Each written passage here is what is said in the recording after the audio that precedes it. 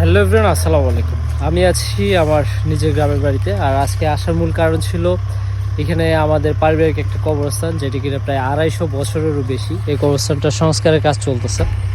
এখানে হচ্ছে আজকে সম্পূর্ণ জায়গাটাকে একেবারে ক্লিয়ার করা হচ্ছে। এখানে শাহিত আছেন আমাদের বংশের প্রধান, যিনি ছিলেন শরীফ মোহাম্মদ থেকে শুরু করে অনেকেই আছেন। এবং এটা হচ্ছে আমার বড় বাবার কবর, মানে আমার দাদার বাবার কবর। তার পাশে হচ্ছে এনার বাবার কবর।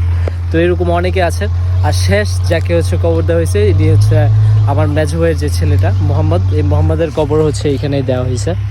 তো এই কবরস্থানটার আবার নতুনভাবে সংস্কারের কাজ চলতেছে। আর এই সংস্কারের কাজটা চলা এতটা সহজ ছিল না।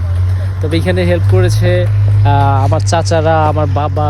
তো আমার মূলত এখানে সংস্কারের যে কাজটা সেটা আসছে আমার বাবা, এখন হচ্ছে আব্দুল খালেক, যিনি কিনা শিক্ষা অফিসার। তারপরে আছেন এখানে আমাদের দিন ইসলাম কাকা সহ।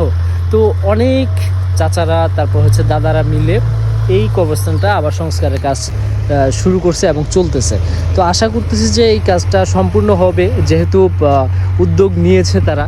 আর সবচেয়ে বড় অবদান যিনি রাখছেন তিনি হচ্ছেন আমার মেজো ভাই, জার্নালিস্ট সোহাইবুল ইসলাম সোহাগ। ওনাকে অসংখ্য ধন্যবাদ জানাই, এজ এ ভাই হিসেবে না, মানে এলাকাবাসী হিসেবে অথবা বংশের লোক হিসেবে।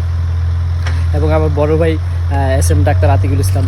তো আমি বলবো যে এই জায়গাটিকে আরও সুন্দর কিভাবে করা যায় সবার নজর দেওয়া উচিত, এবং এলাকাবাসীরও এদিকে অন্ততপক্ষে একটু ঝোঁকা উচিত। কম বড় জায়গা না, অনেক বিশাল বড় জায়গা, এবং 250 বছরেরও বেশি এই জায়গাটার।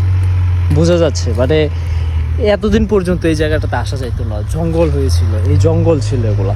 এখন এগুলোকে আবারও কেটে তারপর হচ্ছে ঠিকঠাক করা হচ্ছে। তবে আপনাদেরকে অসংখ্য ধন্যবাদ জানাই। আর এই কাজটা যত দ্রুত সম্ভব এগিয়ে নিয়ে যাওয়া যায়, সেজন্য আপনাদের সকলের কাছে দোয়া এবং সহযোগিতা চাচ্ছি। ধন্যবাদ।